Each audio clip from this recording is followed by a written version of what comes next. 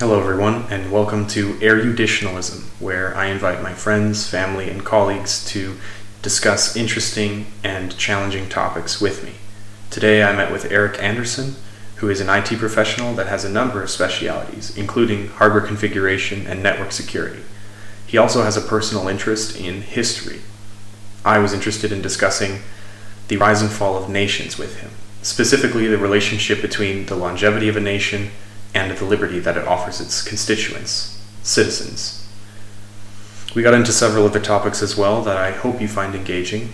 Before we move on, I'd like to make it clear that neither of us hold any relevant credentials in this particular area, and that nothing we say or assert should be taken at face value. I strongly encourage all of you to conduct your own research and come to your own conclusions.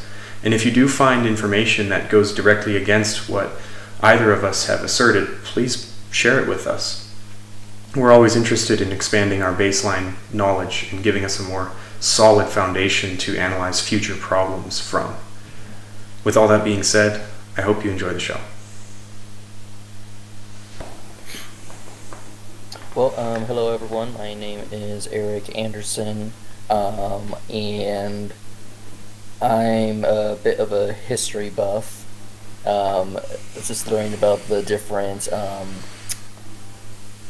topics that Chris definitely would like has asked me about, like different types of wars, the nature of war really, and just how different things develop historically speaking.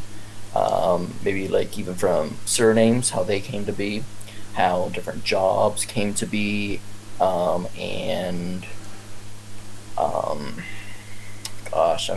quite literally, it's just it's a wide range of topics that I'm just interested in, historically speaking.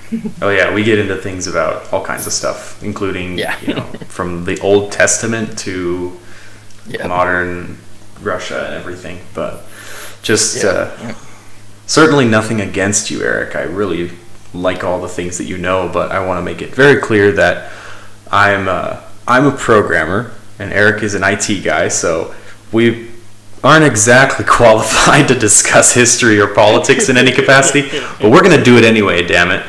So just want to get that out of the way first. Free speech. Right. And we'll probably say some things that are wrong, and definitely encourage everyone to not take anything at face value, and go digging yourselves as well, and let us know if you find something that goes against what we think. So, and especially with history, things can be taken in so many different ways. We'll probably at one point, I know we'll probably be talking about the Watergate scandal. I know you've mentioned interest in that before, but there's something to be said about the president who came after Nixon. A lot of people give him hate for pardoning him for all of the Watergate scandal, but in an interview with him, he gave a well thought out and well reasoned why he even did that. So that could be at another time, but I find it very fascinating why he pardoned Nixon, and I'm blanking on the president's name at the moment. He's not memorable. He didn't do anything. Clearly not. But it's really fascinating, the reason he gave. Another one as well was with the Cuban Missile Crisis and how that was avoided. A lot of people thought that JFK gave American might and made him back down, but that's not the story whatsoever. So it's very interesting. Yeah, there's a lot of different ways you can pick things apart based on how the past played out, and I would love to get into basically a grab bag of all the stuff you find interesting, but I do have a few a bit more of a pointed topic that I felt like talking about with you. Pointed topics? Yeah, I ramble. yeah, I am guilty of that too, but I'll try to keep it reasonable, unless it's a really good tangent. Some tangents are worth going down the rabbit hole for. But the main question... Yeah, for sure.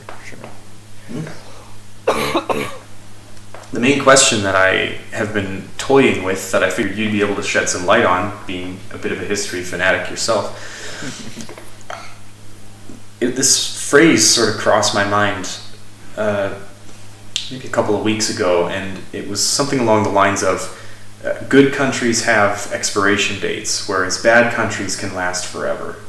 And that's a tricky one, because good and bad countries, like, that's a very subjective way to define an attribute of a nation, let alone anything.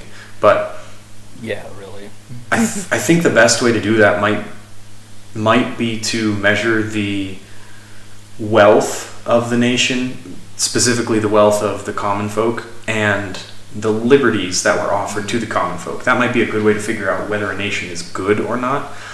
But I guess I wanted to... I gotcha. Yeah, I wanted to hear your thoughts on whether or not good nations seem to have expiration dates. Yeah, I would... when you mentioned that, it's just like that phrasing, a good country versus a bad country, just yesterday to me, I've just been trying to think, like, how would I define a good country? Because I was trying to do, like, some kind of baseline, but the thing is, like, let's say, in my definition of a good country, they never had slavery in their history. Well, that's out. That's every country. Okay. End it here, bye, everyone. But, those right there, in terms of your qualities, of the wealth of the nation and the civil liberties, like the rights that they have, that might be pretty good. I know that you mentioned Great Britain before. Predominantly, first world country, fairly wealthy. Well, that's questionable. But, civil, a lot of citizen liberties, civil liberties, whatever. But the thing is, historically speaking, looking at how they got that is pretty terrible. Like, they colonized like mad, where they would eradicate entire people because, you had the port that we like. Or this is where, especially in, I want to say, when we started coming to America, pilgrimage, there was a rise of the phrase, the white man's burden, where they saw these people as barbarians, and it was the white man's burden to bring them up to be civilized people, basically. And so they thought, and obviously it's a very racist connotation there, but that's where the phrasing "white man's burden" came up. Like, oh, hey, we got to train these people, we got to teach these people to be better, to be civilized and whatever. So I don't know if how I would I don't know, like, historically speaking, I would say Great Britain is a great country, or a good country, I should say, but that would also eliminate everyone else. America has done some really terrible things, especially to Native Americans, Mexicans, Asians, like Chinese and Japanese during World War II. Heck, I was literally just looking up, like, what one of the most meme-worthy, like, how Switzerland is a meme of staying neutral, but they've done some really terrible things too in their past of civil wars and wars with other countries. And they've been around since the 1200s.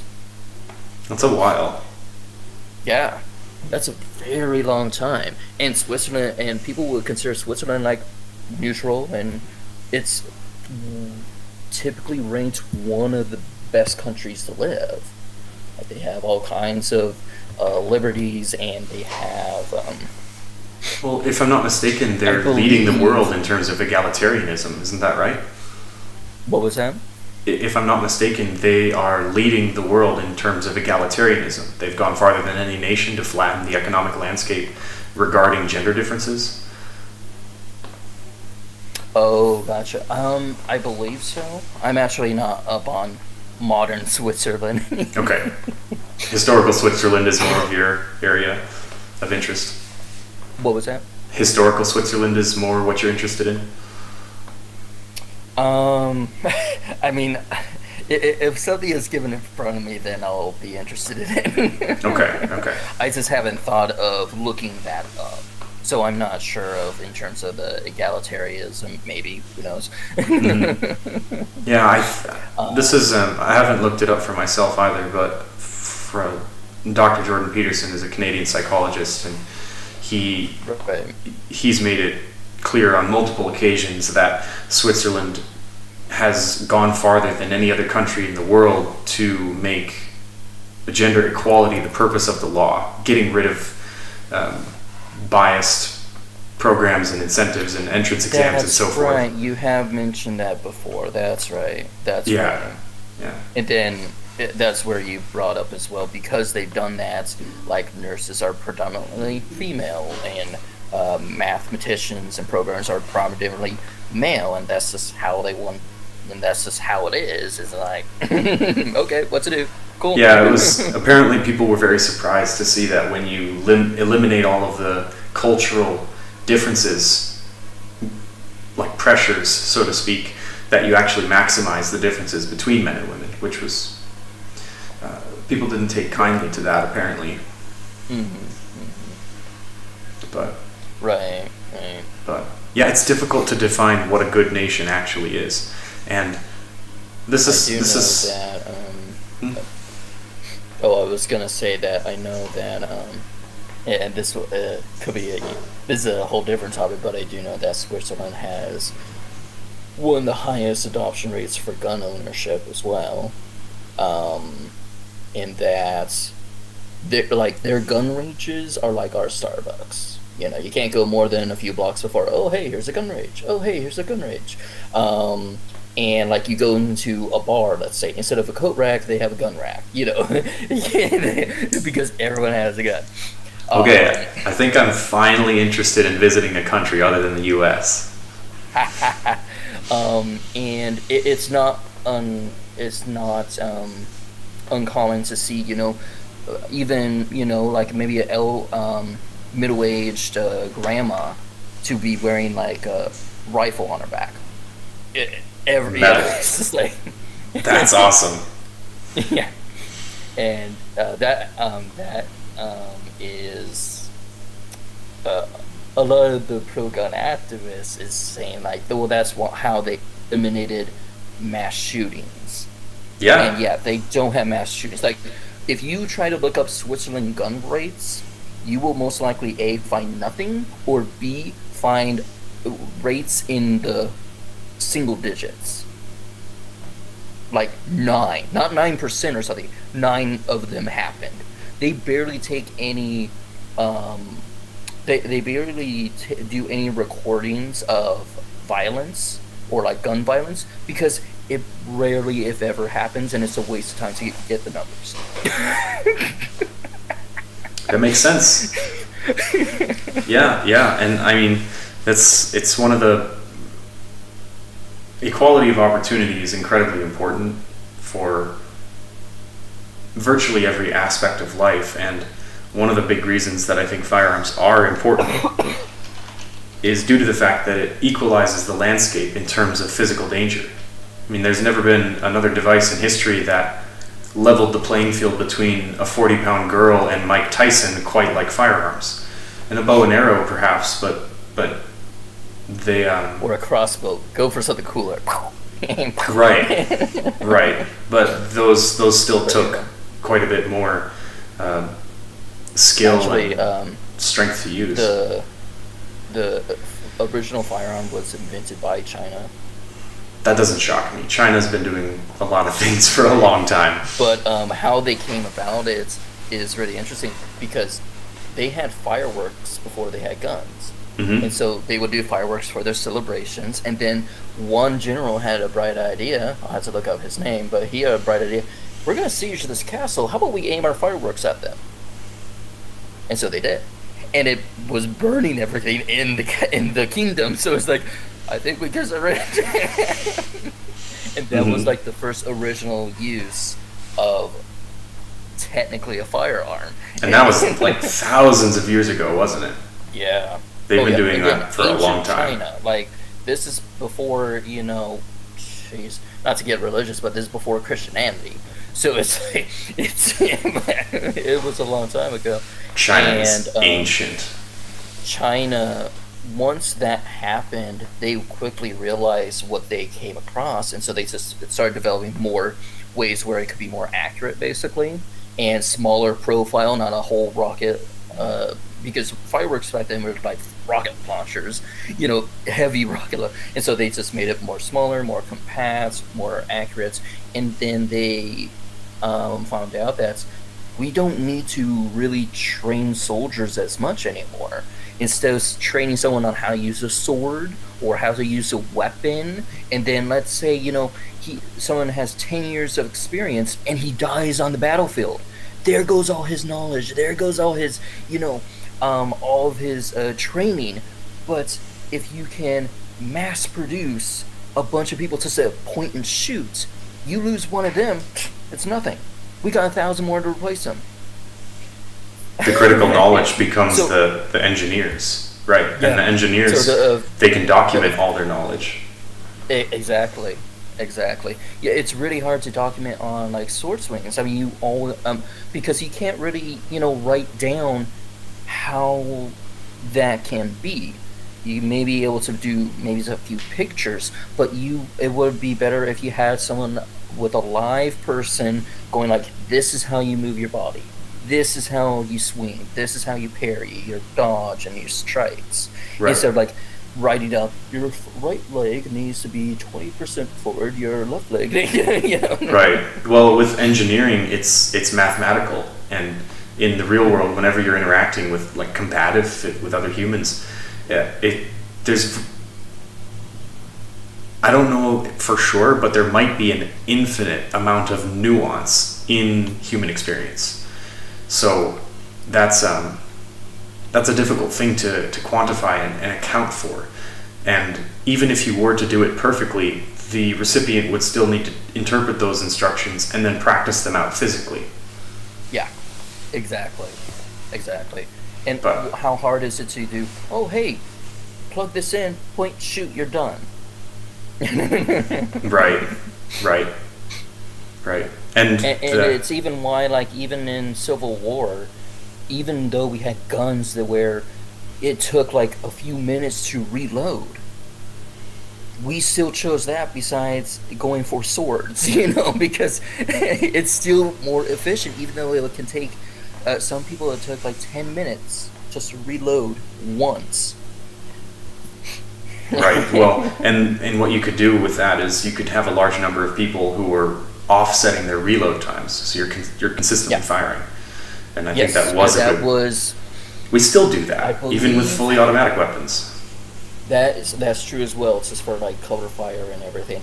And I believe that was, for America anyway, the first war that we did do that with is the Civil War back in the mid-19th century, where, hey, we had like 3 volleys. Okay, fire. Okay, you move back, start reloading. Second volley, fire. You move back, reload. Third volley, fire. And then they rotate. The first volley is ready to fire again. So you have this constant barrage of bullets, basically. Right. The red squad, the blue squad, and maybe the white squad. Yep. But yeah, bringing it back a little bit. Although that's a very interesting point. I had no idea Switzerland treated firearms that way. But it is really hard to compare and say what is good and what is bad, and just in general, let alone with countries. This is one of the main problems I have with the people who criticize capitalism. Capitalism has some issues, and it needs to be criticized in order to be It's the worst improved. system ever. No. Well, yeah, those criticisms. No, but people actually think that, and one of the things that I respond to that with is, okay, compared to what? because everything falls short of heaven itself. Right. So it's like monarchies are terrible, dictators are terrible. Capitalism is only somewhat terrible. Yeah, it's like comparatively, we got to draw an average. Terrible. Yep. It's like, let's average it all out, find the baseline, and then we'll find the positives and negatives from that. If anything, I just see it as us progressing, where we got some really bad stuff. Oh, now we're progressing. And who knows, maybe like 2 or 3 more systems past capitalism, we got a really good one. But I think we're still, like, learning. Yeah, I mean, we're learning all the time. I certainly wouldn't want to live in any of the periods throughout history. I mean, we live like better than the kings in Greece thought Olympus looked like right now, all of us, which is really staggering. I mean, someone was trying to tell me that he's so sick of the digital age and he would rather live in the 1800s and just work a farm. I'm like, first of all, you wouldn't even be alive. You're twice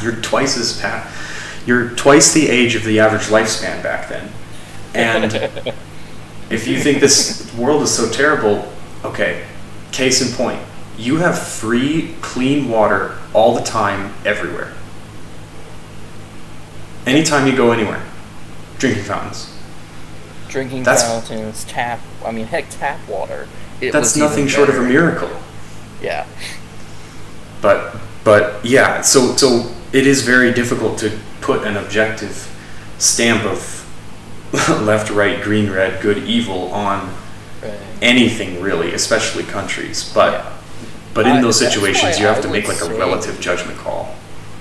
Right. I mean, that's why I would honestly say that there's not really a good or a bad country. Mm-hmm. Okay. How about better versus worse? There you go. Here's actually a really good example for you.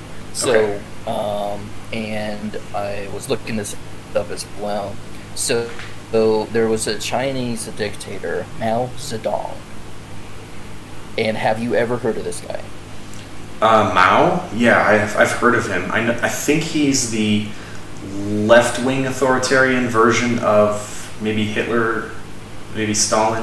He's basically the ultimate evil on the political left, as far as I know, but I don't know much about him. No, he was Republic. Really?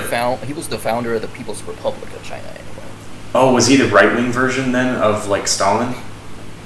I'm not really sure about the left-wing on this one. I don't know exactly what you mean by that. I don't know much about it, so why don't you just fill me in? So Mao is the greatest, most terrible dictator in history. Okay. And you put Hitler, Stalin, and Mussolini, the 3 dictators of World War II combined in their death counts, Mao Zedong laughs at it. That's staggering. He is responsible for about 80 million people dying through prison labor, persecution, and straight-out starvation. During his rule, his country experienced the worst famine by his rulings, he's not like, it's not like, oh no, something random happened. He had some terrible rulings that led up to the greatest famine in his country, and like some put his death count even past 100 million people. But in China, he is praised for bringing universal health care, child education, women's rights, and, ironically speaking, higher life expectancy in his country. How in the world does that match up at all with the death count? So, because when he started, there was 500 million people in his country. By the time he stepped out, it was getting close to 1 billion. So yeah, he killed tens of millions of people, but they kept growing as a nation, which is just crazy to me.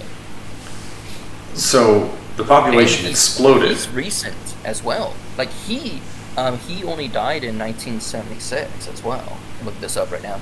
But so he would have seen Hitler, Stalin, or Mussolini, or at least heard of them, I guess. But yeah, it's just staggering to me that these 3 guys that a lot of Western people consider, oh, they're some of the worst people ever. They Mao are. Zedong, yeah, no argument there. But Mao Zedong is like, I did better at being worst. So he killed basically 20% of the population that when he took an office, but then the population exploded as well. Yeah, mostly because they also weren't. China had. Actually, I guess I haven't really looked it up. It's more like a rumor where, and it might be more than ever. I don't know, but it's where they have like the one child per household. He didn't care for that, basically. So people I don't care for it either. So people would have like 20 kids, and so if you have like, but what do you know about him yeah, politically? What kind of policies did he implement? That's a good question. I have his wiki. Was he a communist? Yes. Figures. Ideologically, a Marxist/Leninist. Yeah, that sounds about like what would kill 100 million people. Right. For his theories, military strategies, political policies. Oh, interesting. Oh, so his theories, military strategies, and political policies are collectively known as Maoism. Yeah, wow. Well, you know what? Maybe I'll just need to look up Maoism. What is Maoism? Yeah, I mean, if it's a big... I don't know a whole lot of what he actually implemented. It was just like here's the summary, right? Okay. But, yeah. Huh. Well, I mean, if he's a communist, that gives me some pretty good clues as to what he might have put in place. Right. Now, what's interesting is, it probably wouldn't work now, but when Russia was a communist, sorry, it is a communist, but when Russia was communism back in World War II, when Germany, even though they were partners for a fair amount of time, Germany was always planning to take over Russia. Well, it's just like, yeah, sure, good luck, buddy. It's a big plot of land. Right, gonna be traveling a while. But they invaded, when Germany invaded Russia while also taking on a lot of the other world. So it's like, you're kind of spreading yourself thin, buddy.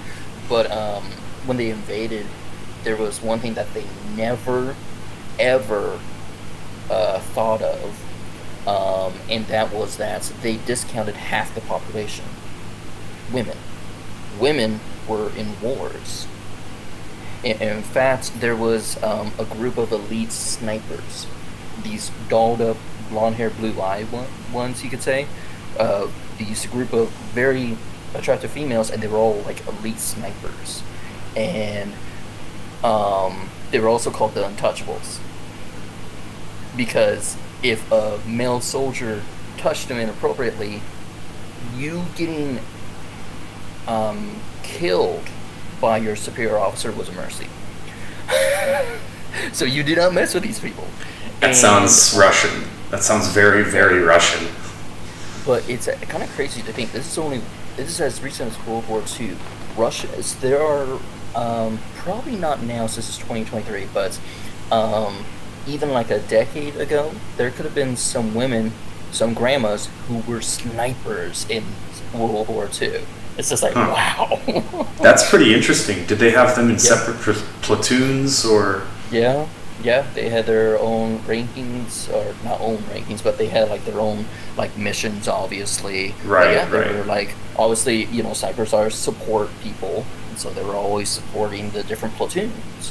But yeah, the German forces were literally fighting women on the battlefield as well. Like in the formations, there were men and women. And so they discounted the women when they went into, but since it's a communist nation, they had to deal with the men and women that they never saw before. How come the feminists never talk about that? Right? some badass Russian bombshells just taking down Hitler? That sounds like the most feminist thing you could ever think of. Right. Yeah, no, Let's see, and yeah, there. Um, our military actually has a kind of a bad policy with the women in terms of they don't need to do as much training, or they don't need to pass higher level. They don't need to do the same physical levels as the men. They're adjusted, yeah. Yeah, which I find kind of stupid because it's like you're going to be training to be soldiers. They're not going to care if you're a man or a woman on the enemy force. You should probably be doing the same amount of stuff, but that's a discussion for another day. But yeah, for the communist nation, for the women that were soldiers, yeah, they were just as capable as the men. You know, with proficiency with guns, hand-to-hand combats, you know, all kinds of stuff. So yeah, the German forces were completely taken by, and that was just one reason I should say, but one of the major reasons that they were taken by surprise that, oh shit, they had double the population than we considered. Right. Double the military age personnel than we expected. Huh. Exactly. Interesting. I think you've mentioned that before, but not to that extent, not to that level of detail. But that's really. Would you say that makes Russia better or worse? Yeah, I mean, I just think. Clearly, it was good for the military. Oh yeah, clearly it was good for their military, and I've always been, and honestly, I haven't actually looked at Marxism, communism, and capitalism like a comparison, or like here's a list of what they believe in. But I've just been told that communism is the best system on paper. It's just that when people get involved, it gets corrupted. The way that I understand them, although I haven't exactly looked up a formal definition, but capitalism encourages private ownership and wants the government to get out of the way so the civilians can conduct free trade amongst themselves. And that's the best way to incentivize people to develop as many skills as they possibly can and products. So it's like you only get what you earn, so it incentivizes everybody to become the best they possibly can. Gotcha. My understanding of communism this is actually how communism and capitalism are completely separate from each other, that they can never overlap. Totally inverse. There was this one really good example is, let's say you have a group of farmers, they have this farmland, and a guy from a capitalist nation comes and goes like, I want to buy your land, right? And if that trade commences, he thinks he owns the land. The communist guys, these farmers over here, they don't think that, because like, you're not working on the land, you never contributed anything, all you did was give us some money. That's all you did.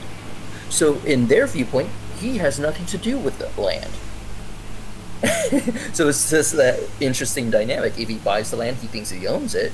But the communist people are never going to consider that, because like, you didn't help out, you didn't do anything. Sure, it's a bit of an interesting example. That's definitely leaning one way, but right. I think But no, I mean it's a really good analogy of like their viewpoints. He thinks they own the land. They think they own the land. Sure. That seems like an interesting example, I suppose. I'll have to think about that some more. I haven't heard that particular one. Yeah, right. But, yeah. I think the baseline argument or ethos of communism is that everyone should want to innovate and work and do things that they're naturally good at. For the good of their, their family, their tribe, their country, their etc. Yeah. Or themselves. Maybe it's like you do it simply because you gain fulfillment from it. Like, what the hell else are you going to do? Sit around all day? That's more of an afterthought for communism. Sure. But that everybody contributes as much as they can, and there's like an averaged out threshold of recipiency upon providing that labor / innovation, product, service, etc. So it's basically just taking the output of the effort of each individual and averaging that out to redistribute it evenly across the system. That's what I think it fundamentally is at the economy level. But the reason that humans muck it up is because we're living organisms, and we tend not to do anything unless there's a primary incentive involved, specifically pain. Yeah. And there's an interesting thing to be discussed about the concept of pain, but maybe a better way to Oh, yeah. Hey, we could talk about medieval torture treatments. There we go. That's a depressing topic. There's this one podcast I listened to. He had an episode called Painfotainment, and it was talking about how pain was used as entertainment, means of entertainment for people with no TV, no radio, no nothing. It's just really fascinating. Yeah, it's more fascinating how barbaric we can be at times than anything, but yeah. Maybe a better way to approach the question about the rise and fall of nations in relationship to their overall liberty would be maybe we start with the countries that have been around the longest and see how well they treat their people, and then do the same for countries that have been around for very, very short amounts of time. Right. What's funny is that the longest example of people having the most liberties for the longest time is America. And that is both, kind of uplifting, but also kind of scary on the side that we're experiment number one. We have no baseline to go off of. This is the first iteration where free speech and right to bear arms is in the Constitution. Mm-hmm. I still think that, I don't believe any other country, even today, has some kind of free speech or freedom of the press in their Constitution, if they have one. And we're the longest running experiments for having these liberties. Which is kind of sad, because we're such a young nation comparatively. Yeah, for sure. 250 years is just a drop in China's bucket. Exactly. Heck, that's not even. Obviously, dynasties have been going on for a few hundred years. We're not. Although, what's funny is that if we take dynasties into consideration, we're kind of like in the mid-range. If we were considered one dynasty, because there are some dynasties that only lasted 14 years. Okay. True. What's funny, the shortest dynasty in China, I'll have to look up what the name was also when they was the same guy that did the Great Wall of China. Really? That's very strange. And was the first time China was united. And it was only a 14-year dynasty. Why did it end? I don't know. It was only like a list of the 10 most important dynasties of China, and one of them was it was the shortest one because Great Wall of China and United China. It's like, damn, okay. He did a lot in only 14 years. Right. Must have finished everything he had on his plate and got a little stir-crazy and just, all right, bye. Exactly. I'm on to my next country. See you guys. Right. Who knows? But that's so interesting. Yeah. If you treat dynasties like countries, then that actually seems to go, well, it depends on what you define as good, because I know how the Great Wall of China was built, and it was not a pleasant or ethical ordeal in the least. Yeah. There's a significant number of bodies that are filling the cement, so... Right. Yeah, it's like, we'll save some money on cement. Look at all these costs. Wait a bit. Bodies, they're not going anywhere. Yep. Just fill it up. Why not? And there's plenty of reasons why not to. I don't think that was built in a humane way whatsoever. Right. But Jesus. Yeah. I mean, what's interesting is that we can take any point in any country and say like, oh, this is a somewhat good or bad ruler, but he did bad or good things. Mm-hmm. So, taking a country overall of being good and bad, like, are we just going to go like, well, they were 14 years good and 100 years bad, so they're a bad country. You know, it's like it's hard to do mathematically. right. But bringing it back to on your side in terms of a good country, what would you consider even a good country then? well, I'm not sure. I certainly think that the U.S. If you have to put something at the top, just relatively speaking, I think the U.S. is certainly in that list, if not leading the pack. But the Great Britain obviously was doing hairy things, as all countries do, with regards to foreigners, and that's not pleasant at all. Certainly needed to be addressed, but there might be something to consider with how they treated their citizens, so to speak, because America is the first nation that involves a freedom of speech and freedom of the press in its constitution, but those were sentiments that were somewhat in practice in Europe that actually planted the seed for America, so to speak. Right. And it's almost like the cycle of liberty and liberty dying and then rebirthing a new country that seems to have more liberty. I don't know if that's a cycle that exists or not, but it seems like Europe hit a bit of a climax and ceded the United States, but they also ceded Australia as well. And then Europe is taking a bit of a turn for the worst at the moment. It seems that way anyways. Oh, yeah. I've heard they have about a 50% income tax, which I think is outrageous, and they've got other serious issues at the moment. There's another country, and that's in the Netherlands. I forget which one specifically, but they even have a higher one, like 70. Oh, but, yeah, that's ridiculous. But what's live? funny is that their citizens report that they're the happiest country, if you go by poll results. And the thing is, and obviously I don't want that, but one of the main reasons is that everything is taken care of for them, from hospital to schooling to as high schooling as you want. You never have to worry about a hospital bill. You never have to worry about a lot of things, like the process for like going for disability or retirement. Very simple. It only takes like a couple months at most, and then you're good. You know, and it's like, okay, interesting. And that's because with that high tax rate, they have so many people working on it, and they are able to afford, we'll give free education for everyone. So I can see why they would say, like, oh, we're pretty damn happy here. I mean, we can get a doctorate in anything. I don't care. You know, it's free. Yeah, I don't think that's for me, but I'm glad that it's working out for them.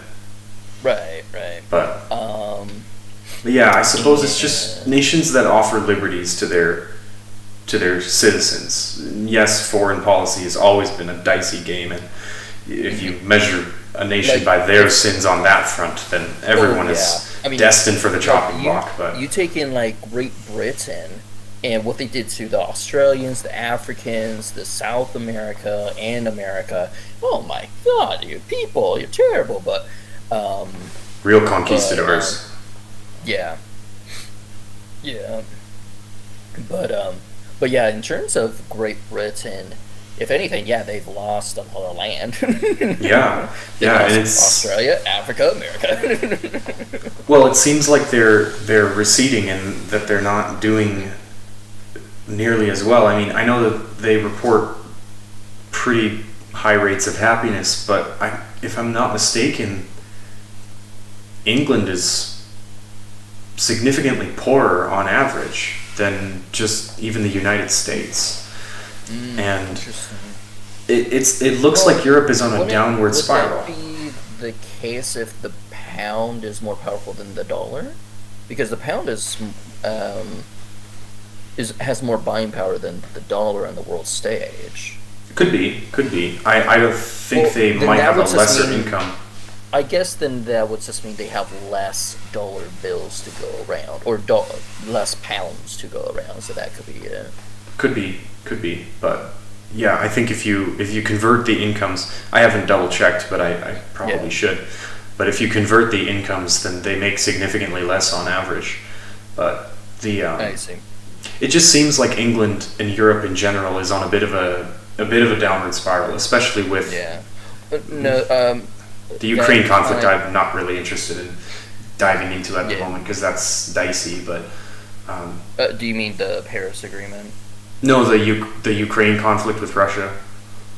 Oh, okay. Sorry, I'm thinking something else here. Yeah, but But no, a lot of countries, like I think it was Ireland that a few years ago had to sell its sovereignty as a nation to a company.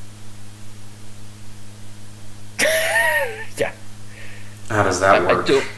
I don't know, but they were bankrupt basically. And I know Greece is also bankrupt, and that I've heard, and other countries in Europe is dwindling, and that was actually why the UK decided to break away, or Great Britain decided to break away from the European Union, because they were breaking all these European nations down. That was one major Interesting. region. Huh. I Yeah, not that a lot sounds of like people we're talking about, but yeah, it was like ever since we started this Paris Agreement, we are going bankrupt. that's a big problem, and I'm sure that was really hard on a lot of people. I certainly don't want to make the light of the situation, but I think a privatized government would be a fantastic experiment to run.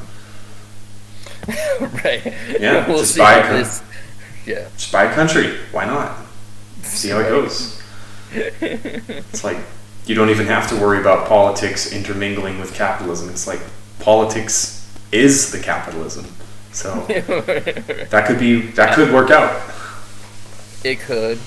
I mean, first time in history that's happened. So we'll see how Ireland fares. I haven't looked at them up in a while, but as far as I know, they're still existing. I mean, could just consider it like a good liquor investment. Buy the whole country of Ireland. You just own like 50% of the liquor stock for the entire world. But yeah, that'd be interesting. I guess other than Europe in the last 1,000 years, maybe 500 years or so, are there any nations that really gave any serious liberties to its citizens? I mean, freedom of speech is obviously a unprecedented, but what about other types of liberties? What are some of the largest? Or that's a bit of a separate question, but maybe something that most or even a few people were doing that's good in terms of liberty for its citizens that the really long game players like China or Egypt weren't doing. I know India is kicking ass right now. They've implemented a lot of free market policies, but that's much more modern. Right. In fact, we could take America's life cycle and try to predict things about India in the near future using that. But that's you did mention that, yeah. Yeah, they're doing really well. I mean, yeah, and I do know that a few Middle Eastern countries still have a ways to go, but they've done a lot in terms of letting women just do things. Yeah. Like in a lot of Middle Eastern countries, now a woman can drive. Never happened before. A woman can go to a store without needing a male escort. A few places have implemented that. I saw a lot of the anti-hijab protests on Twitter. Divorce has actually been not a huge rise, but it's been gaining popularity especially for the women that are being abused by their spouses, and so the more of those are kind of like setting the precedence of going through where the woman can finally escape from the relationship. But it's a good option to have. Yeah, that's slowly gaining traction. But yeah, I think we've taken it too far here, but it's a good option to have for sure. How so? With the divorce rates? Yeah, the divorce rates has never been really high. It's I know like a couple decades ago, okay, that's too long, but like a decade and a half or a decade ago, they were saying like, oh, divorce rates is 50%. It's never been 50%. The highest it's been was like 40% in the 70s. It's never been 50%. Sure. The cultural implications that come along with that involve the family units aren't necessarily the primary concern anymore. And I think that can be seen in not just divorce rates, but also the lack of being married in the first place. I look at if countries are complex organisms, then families are the cells, and when those lose stability, everything else loses. Above suffers. So we don't have a ton of respect for the family unit in this nation, and I think that's more of a cultural push. You see that. I think that's the direct result of how family law treats not only divorce cases, but divorce settlements as well as child support. I think those are well-intentioned, perhaps not, but certainly cause an unintended harm. And maybe the harm is less than the problem they're attempting to solve, but there's definitely some harm caused by it as well. Yeah, true. There's I forget what the clause is, but there's a legal term where when a woman starts a divorce because, let's say, abuse or something, and then it used to be where the woman starts a divorce, man threatens woman, woman backs out. Woman backs out, never mind, we're going to stay together. There is now a clause in legal terms where it goes like, if you start it, the lawyer will take it through. Interesting. So that you can't back out of the charges, basically. And what that was supposed to stop is the man, if he even tries to threaten the woman, it's not going to do anything. It's still going to, he's still going to lose control of the woman, basically. But that has caused unintentional harm where the woman is like maybe frantic and goes like, I want to divorce my husband because of abuse, when there's not abuse. And then if she goes like, she changes her mind, she can't do it anymore. She can't change her mind. It still goes through. Right. Or they do, or maybe there was abuse, but they did like a complete 180. That can happen. They completely reconciled. Who knows? It still goes through. But yeah, again, I forget the clause, what it's named, but it's like no stop clause. I don't know, but that has caused unintentional harm as well. Whereas like divorce happened that may not have happened if the man and woman sat down and really talked things out or something, and that the woman threatening divorce was like the proxy, the catalyst that started that heavy conversation. Yeah, and that's a difficult thing to work through, because you have to pretty much assess whether or not your solution is causing more harm than the problem you're solving. And that's a really difficult thing to figure out. And a lot of people seem to be obsessed with criticizing things we have in the modern era that they're like, well, they're causing problems, we should get rid of it altogether. And I do my best to try and think about what the problem that issue happens to be solving. Because oftentimes when you dismantle something that's in place, this is a pretty conservative take, and I am leaning conservative myself, but things that are in place tend to be there for a reason, unless we sometimes that's not the case, obviously, but more often than not, I think things in place are there for a reason, and the problems that they cause are significantly lesser than the problems they are solving. So right. Well, you know what? Let's take a historical example. All right, hit me. Yeah. It has to do with slavery. The Democrats, surprisingly, they wanted to keep slavery around. One of the main reasons that they pointed out is that our whole system is based off of slavery, and so we would have to rework the entire system. And to their credit, that is completely what happened. They got rid of slavery. For the most part, they couldn't just. You couldn't say you had a slave, but it did dismantle a lot of the system that they built around this system of slavery, and so they did have to rebuild. And we did, obviously. So that's great. It's obviously, I'm not advocating, shoot, we should have kept it, darn. No, no, but it's a good example of a system being in place, even if it's one of the worst ones, can have getting rid of it and replace it with something else. There was a lot of political turmoil. There was a lot of economic turmoil. A lot of economic chaos. Still a terrible system, don't get me wrong, but we still had to work through a lot of hoops to get it to relatively stable condition, you could say. Right. Yeah. We, Yeah, I think that's one of the exceptions to the conservative default. It's like, yeah, humans are humans. We need to treat humans like humans. So that's a pretty important distinction that needs to be made. But it is very ironic how the Democrats have done such a 180 in the last 20 years, or at least they seem to have. I'm not so convinced of their intentions. Gotcha.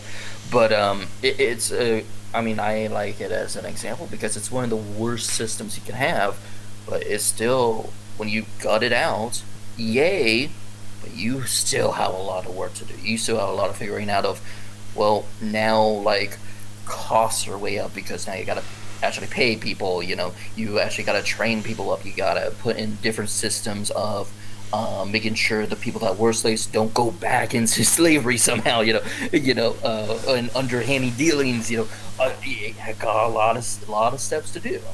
And I mean, at the end of the day, we figured it out. It's just again, it took us quite a while.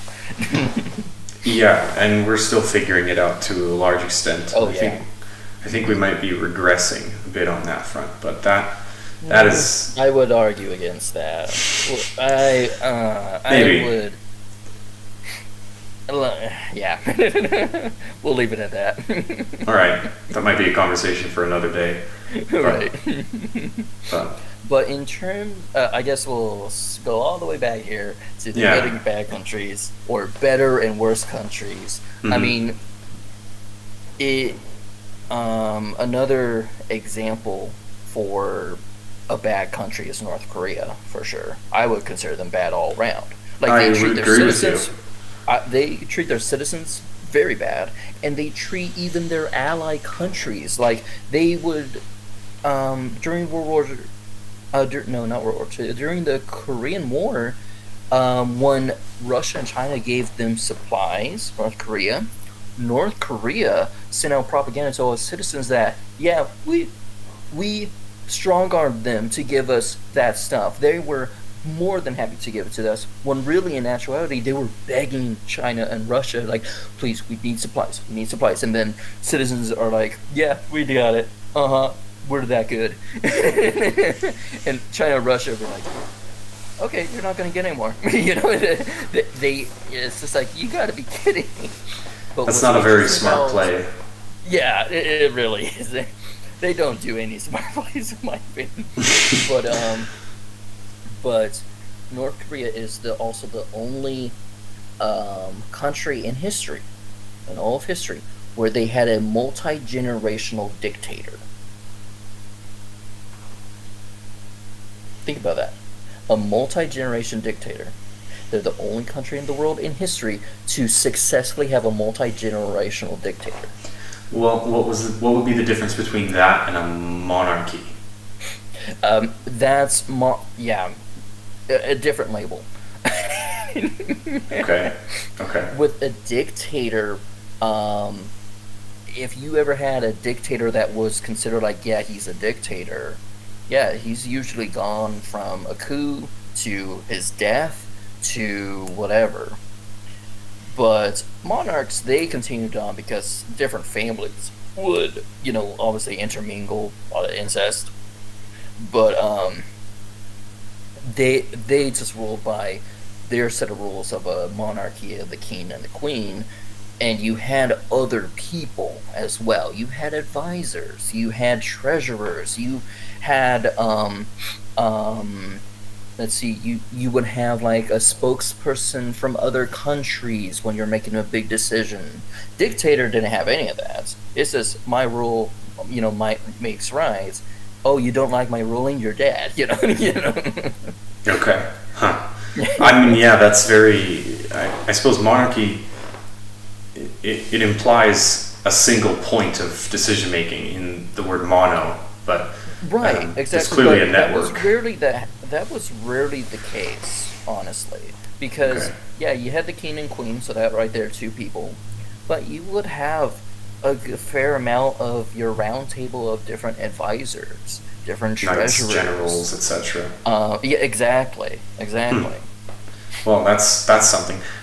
Let me ask you this then, since I'm fishing for data to back up what I already think in a very biased manner.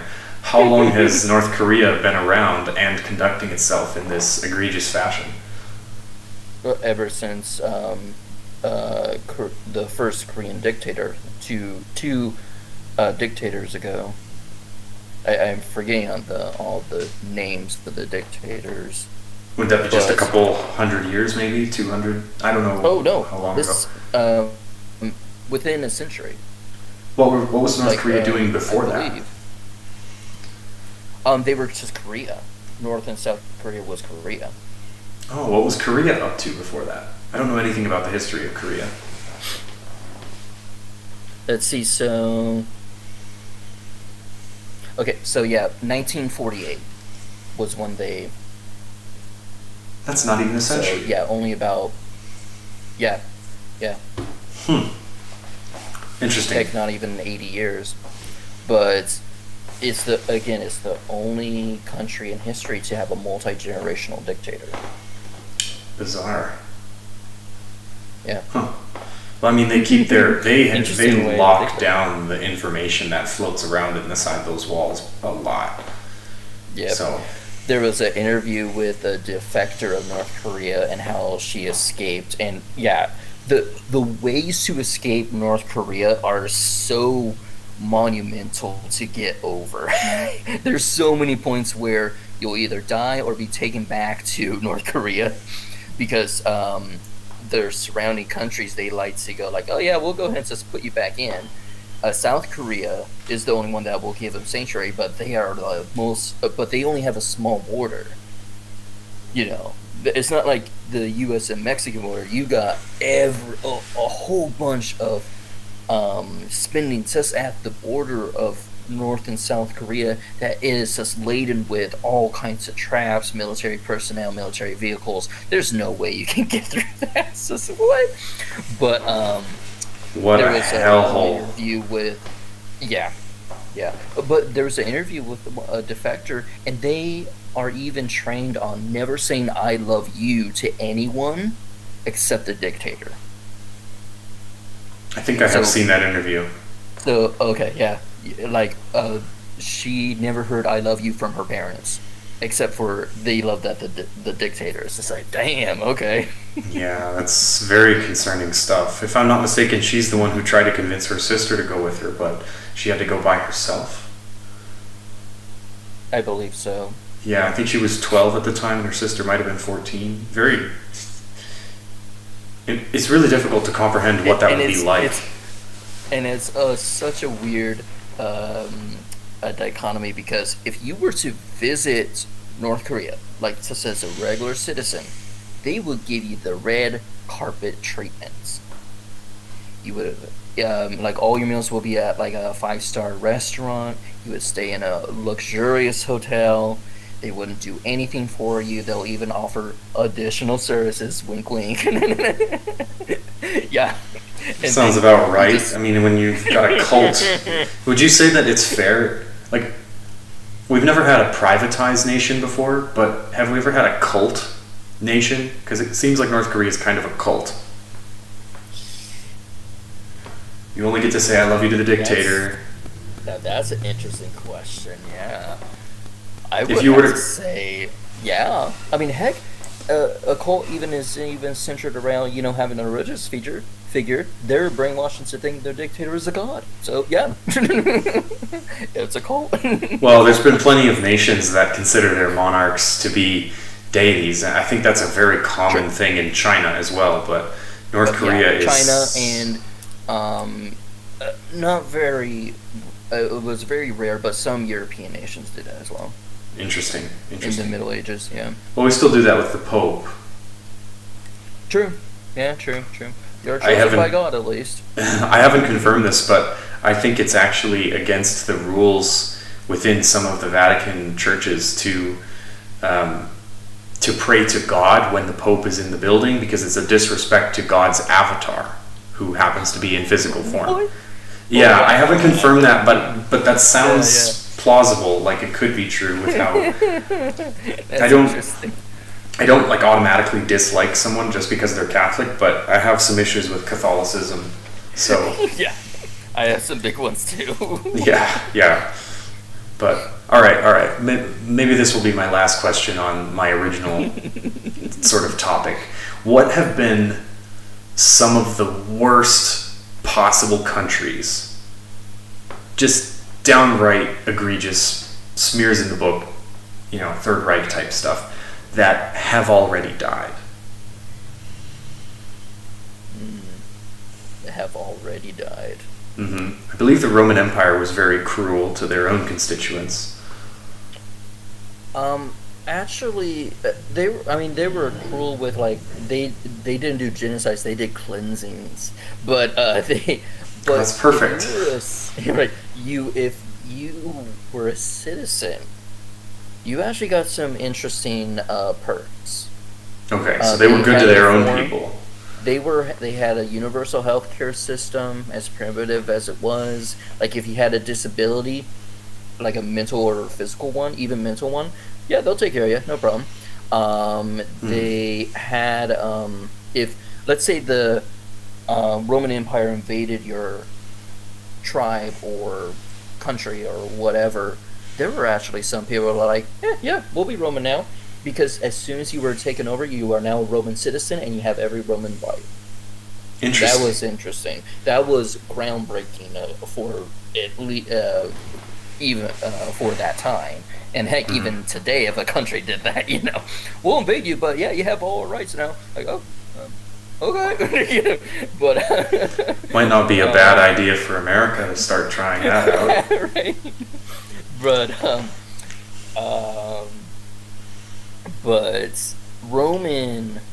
Roman Empire, as great, as not great, but as bad as it was to invading other countries, they still had slaves, don't get me wrong, but if you were, a Roman citizen, you got Roman rights. Okay, so they were good to their people. And what, even more interestingly enough, if let's say they went over to a country, invaded them, and they had their own deities, like a completely different culture, they don't believe in Jesus, obviously. They believe in Acapulco. I don't know what. They believe in Acapella, the deity, huh? Yeah, yes, Acapella deity. If you had your own culture, your own religious system, your own ways of doing trades with other countries, that's all in place for you still. That they didn't care. They didn't care if you praised the Roman gods or the Roman Empire.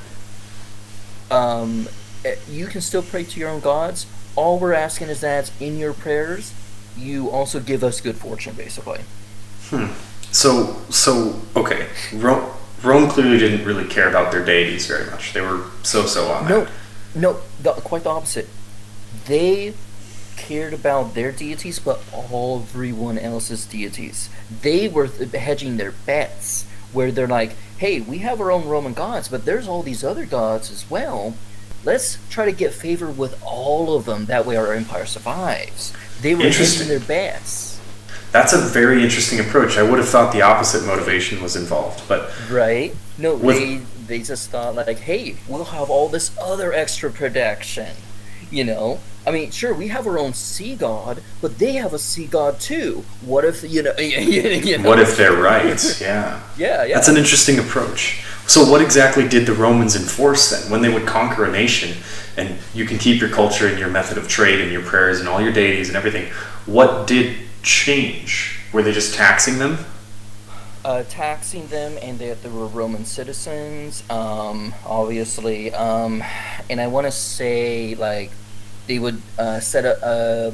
And they would put it in like political leaders, obviously. Put in their own. And they did that kind of interestingly enough. For some countries, they put in their own political leaders, and for others, if the king was like, "Oh, I love Roman," they're like, "Okay, you can say." Yeah, it's like, That's a great honestly, that's a phenomenal strategy for conquering. Yeah. If like you invade someone, but it's like only by a label, but nothing is really changing, what are you losing? You know, if you will go to war, you're gonna lose people. If you don't, and you're like, okay, yeah, we're Roman now. Okay, cool. On to the next one. You know, it's like, right. Well, and as the recipient, well, as the person who's being invaded, the leader, you'd almost be better off going along with it than you would be even if they had just left you alone. It gave you definitely certain advantages. Like, if you were the king of your own country, got invaded by Roman, they would even just like, you have these strange new rules. Okay, don't try to put on the rest of the Roman Empire, but you just do your own thing. And whenever you need help, especially with another country, we'll send our army to you. So it was actually quite the benefit to go, oh, hey, Roman, we're just going to be Roman citizens now. Cool. Yeah, okay. It was, I mean, you'd have less taxes to keep for yourself as well, but it was basically the first international subscription system. Right. Right, you want to subscribe to the Roman Empire. Hey, it's just and they were just really aggressive at marketing. Fee of $1 million, you know, or something. Right. But the other. Let's see, what was the other thing as well? Romans were really good with diplomacy. Okay. But there was one other, and this is from China, who were much better at diplomacy, and that was Genghis Khan and his generals. They were really good at diplomacy.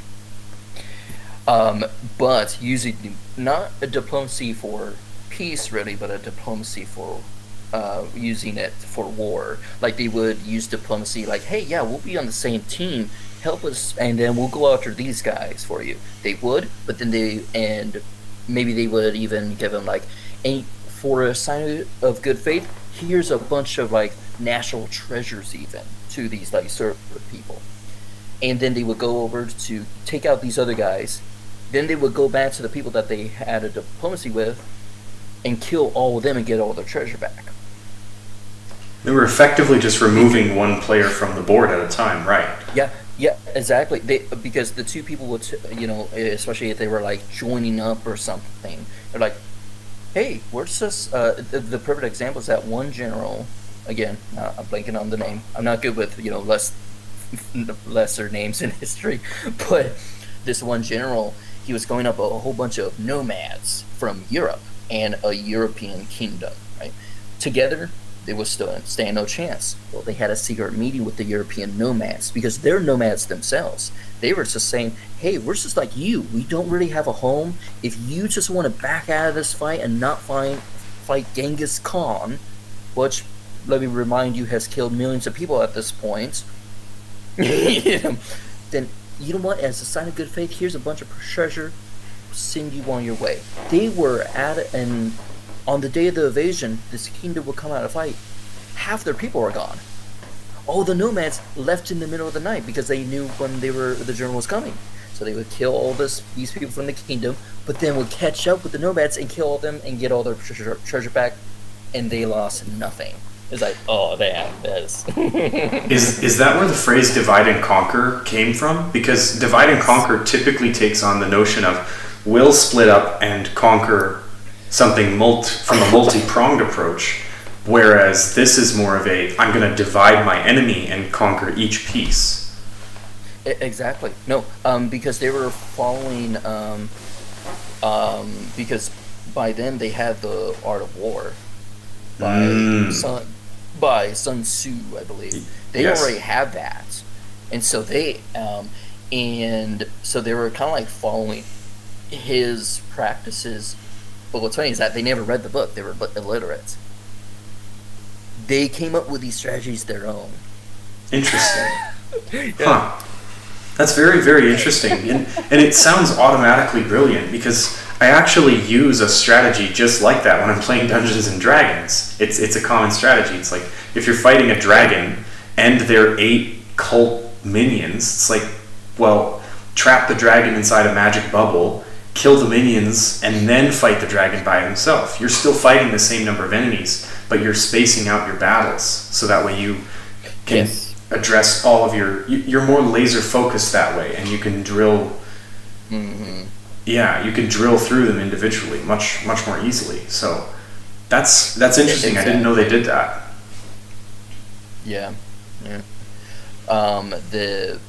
And what's funny is that Genghis Khan, another example of a terrible person, like when he came to siege your place, women would kill themselves because they wouldn't want to be raped by him, because that was what he was known for. Yeah. But what's funny, if you were in the Khan Empire, no one would mess with you if you were a woman. It was such a weird dichotomy. Like, if you were part of the Khan Empire, a woman, you were granted the highest respect. No one would touch you unless you wanted them to. And it's just such a stark contrast when he went to invade. It's like, damn, what the heck, you know? Didn't the Vikings do something very similar? I don't think any of them could go on a raid until they had approval from the Council of Elder Women. Yes. But then they would just go and kidnap the prettiest girls they could find in Europe. Exactly. Yeah, women were given the highest respect in Viking culture as well. Same with the Spartans. It was seen as a disgrace if you couldn't satisfy your woman and she went with a divorce. Then it's just like, what's wrong with you? Are you impotent? You know? Right. Well, and couldn't the Spartan queens speak among the Council of Kings, which was totally unprecedented at the time? Oh, I'm not sure on that one. I don't know. That might have just been in the movie, but it's... I think I've looked into that. Like, with what I knew with Spartans, they just saw women as the birth givers for more warriors. So with that mindset, they were like, we will treat you with, they didn't like harm them in any way. A marriage was seen as a great privilege with anyone. Even if it's the ugliest girl in the tribe, it's a highest form of privilege that you could have gotten as a guy. It's like, damn, okay. Yeah, I think we could use a little bit of that in the modern world. Just a smidge of that. Of treating marriage as like this penultimate achievement, because it really is a wonderful thing. But use that meme of, fairy dust. That one guy that fairy dust. A smidge of that. That might work. I'm not seeing it though, but it does seem interesting. It's so, I didn't know that about Genghis Khan, but I did know how the Spartans and the Vikings treated the women in their culture, and there's this unusual relationship between the most masculine cultures and having a proper place of utmost respect for the women in their culture as well. Because the Spartans, the Vikings, and Genghis Khan were some of the most violent, viciously masculine figures throughout all of history. What we consider masculine, yeah. Well, yeah, I mean, rip something in half and drink its blood. Like, they were ferocious creatures. Yeah. But all of those had they had a place for the women in their society. But yeah, that's interesting. I never thought of that way, but no, you're totally right. Well, I have a bit of a theory about that, and I've noticed this within my marriage as well. When you have a reciprocal relationship rather than a tyrannical one, it actually allows you to become more specialized in your temperament, right? So, as a result of being married to my wife, gotcha. I've become a more masculine person, and she has become significantly more feminine along the way, because we don't have to be well-rounded individuals by ourselves. We can take on separate approaches. One person is the kicker, one person is the goalie, and so you can really fall into your niche more and more. Interesting. Okay. So I think that might have something to do with it, but that's another topic I'd like to explore another time, maybe. Yeah. But were there any other really awful countries that are dead already? Gosh, Gosh. I mean, none really come to mind, really. Okay. Do you know how long the I Third Reich can't actually think. I know. lasted? What was that? Do you know how long the Third Reich actually lasted? The Third Reich? No, I don't, actually. It couldn't have been more than like 20 years, right? Let's look it up. Or how long did Genghis Khan and his warlord culture last? Because they weren't even really a country. One generation. Only one generation. His son, when he died, his son tried to take over, basically, but he was terrible. Like, the unity that Genghis Khan tried to achieve, he wanted to unite China, it was completely dismantled by his son. Huh. Interesting. It's really interesting. Oh, and yeah, it was 12 years was how the Third Reich lasted. That's not very long. It's not very long. It kind of looks like the opposite might be true. Maybe bad countries collapse really fast, and good countries kind of last longer. Or not good, maybe better. Right. Yeah. We're being really subjective, You know and what? it's a dicey spot. Honestly, maybe like just the most adaptable. Could be. China's been doing a lot of changing things. Maybe the lifespan of the country has nothing to do with the amount of liberty they give their citizens, and that's just something that I cooked up and wanted to be true. Right. Could be, but I didn't know that about Genghis Khan. I'm really glad you brought that up. Mm-hmm. Yeah. No, it was said that a woman could walk through the entirety of Genghis Khan's ruling completely naked, and nothing would happen to her. I don't know why they came up with that phrase, but that was the kind of like the mentality. Interesting. She's a Khan woman. You don't touch that. It's just like, oh. So it's just like. Well, on a bit more of a cynical note, it's kind of it's interesting how not only did all of those cultures have a significantly respectful place for the women in their culture, as well as a ferocious amount of violence and aggression, but they also all share another commonality, which is a very conquering and dominating approach to sex. I mean, both the Vikings and Genghis Khan would kidnap and rape a lot of their people, or a lot of not their people, but the victims of their conquests and their wars, and so to speak. Right. And the Spartans, I don't know if the Spartans did that to the same extent. I don't believe so, but they were notoriously bad about having sexual relationships with their younger squires. So it was homosexual pedophilia, and Right. What's funny as well, that was actually that was not looked down upon. That was encouraged. Mm-hmm. And camaraderie between the soldiers as well, which is that's a bizarre way to approach it, I think. Yeah. But if you are a cynic, you don't even have to be a cynic, but you could take that pretty easily and think that the only way, it's almost as if when you reach those ridiculous levels of like aggressive masculinity that you almost have to have some kind of outlet for that type of thing. Outlet? Yeah, exactly. Unless you turn it on your own people. So yeah, right. yeah, I'm not so convinced that that's permanently the case, but it seems to be the case within those examples at least. True. But, yeah, another interesting connection there. But, well, I suppose in conclusion, it doesn't seem like there's any relationship between liberty and longevity of a nation, but there's lots of other interesting things about history, that's for sure. Mm-hmm. I really like the... It could be as well that the really bad ones that are not existing anymore, it's just like they lasted so little time, I haven't read up on them. Or they were lost to history altogether. Yeah, that's another thought as well. It's said that we've been around for at least 100,000 years.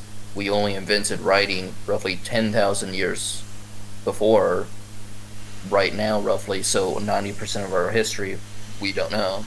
Yeah, I mean, we've got archaeology to figure that out a little bit, and boy, yeah, the inequality you see in fossilized human tribes is ridiculous. The income inequality. What do you mean? The inequality, and you'll find a tribe of people somewhere, and like every person in the tribe has like one bone or rock that they can call their own, and then the chief is just covered in gold trinkets. And it's a ratio of like a 1,000,000 to 1 or something completely obnoxious.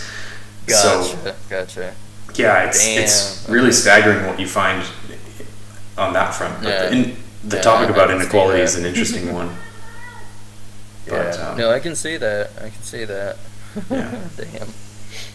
Well, I don't know if you have anything else interesting you feel like bringing up before we close it out, but I really appreciate you taking the time to fill me in on some of this stuff. I know you love history, so it was probably a pleasure. Oh yeah. No, I love reading up on it, and I know, like, so I have like kind of like, I guess you could say, two. I've tended toward like two different focuses for history. One is like, something that's been like a long range of time, like America as a country. That's rough, not even 3 centuries, but it's a fair amount of time. And so I've looked at that, and then also just like specific points in history, like the JFK assassination. I looked a lot into that. But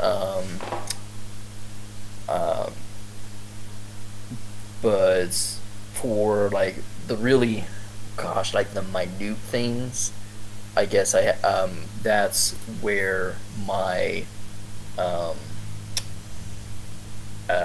expertise does not quite reach, I guess you could say. Well, my expertise doesn't extend to every nook and cranny either, but hopefully we can both become a little more enlightened. Well, good. I'm gonna have to. One thing that I do want to look more into is definitely just like the Chinese dynasties, because even that one article I found, some of them only lasted for 14 years, and yet some of the that 14-year one was the Great Wall of China. Like, damn, that's okay. But others, lasted for obviously hundreds of years. One of the most this was also on the list, just like, again, 10 most important dynasties for China, was the Han Dynasty, and then it's why, like, if you the word Chinese in Chinese, it is like Han Yu or something like that, and it's giving homage to the Han Dynasty, and that was a dynasty. Let me just bring it back up real fast, because that also wasn't terribly long dynasty either. And let's see here.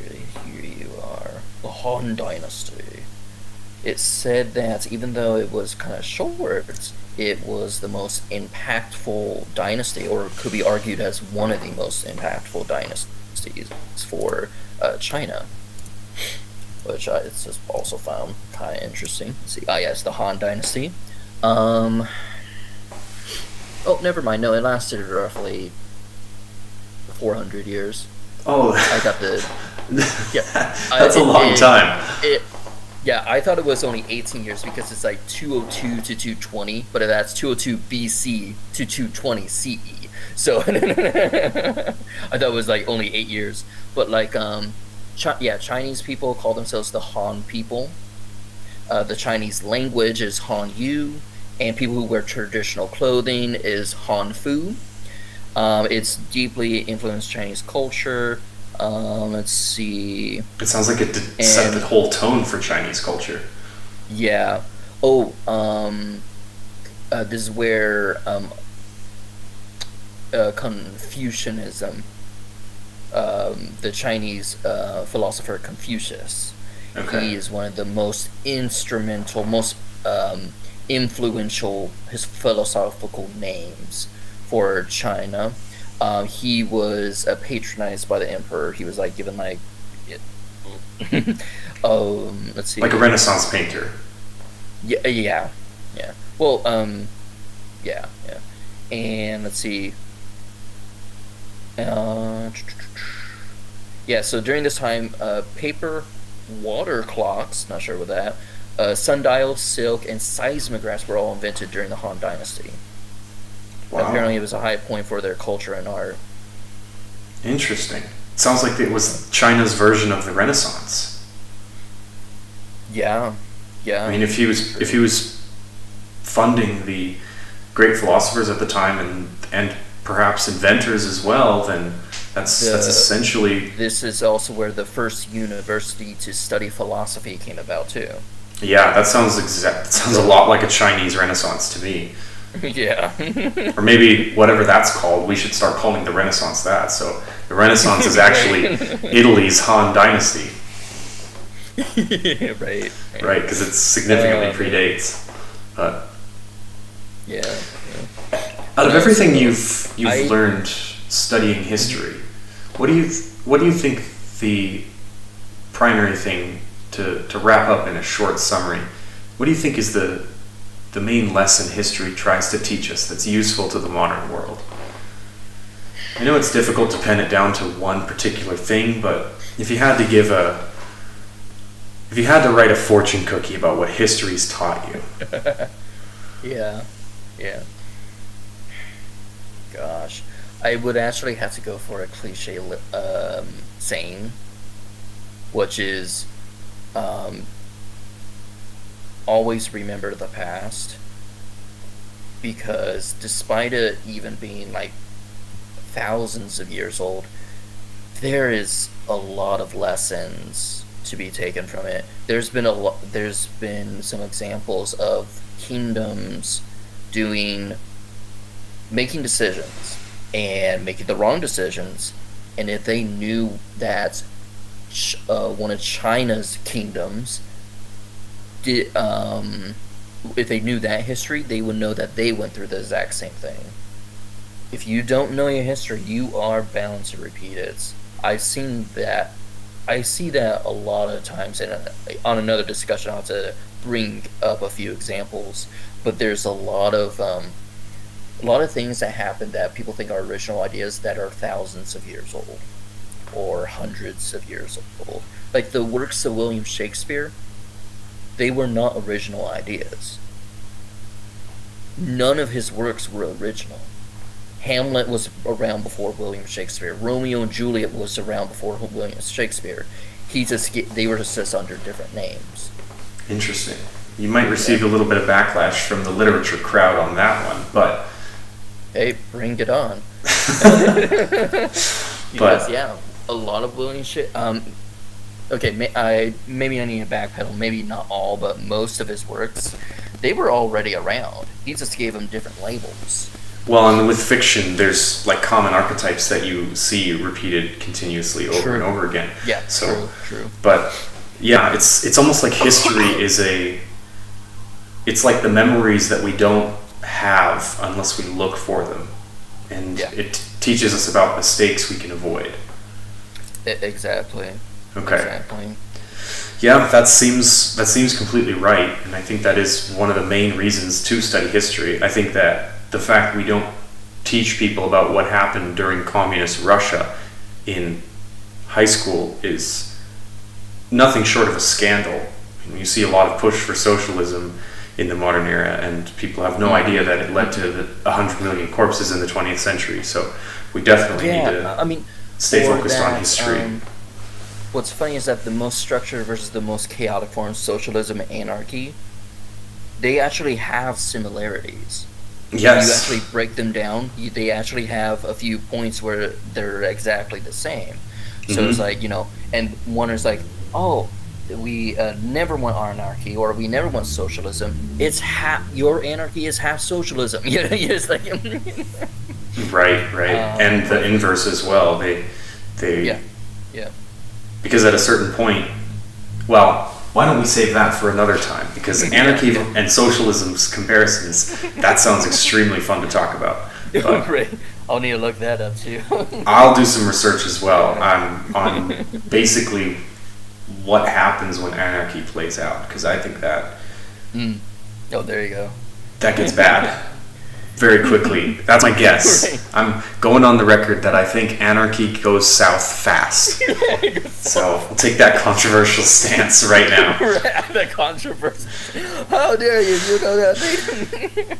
Yeah, but I'd love to chat with you again about that at some point if you're interested. But for sure. Thanks for taking the time, Eric, and I'll catch up with you another time. Sounds good. Have a good rest of your Sunday. You too.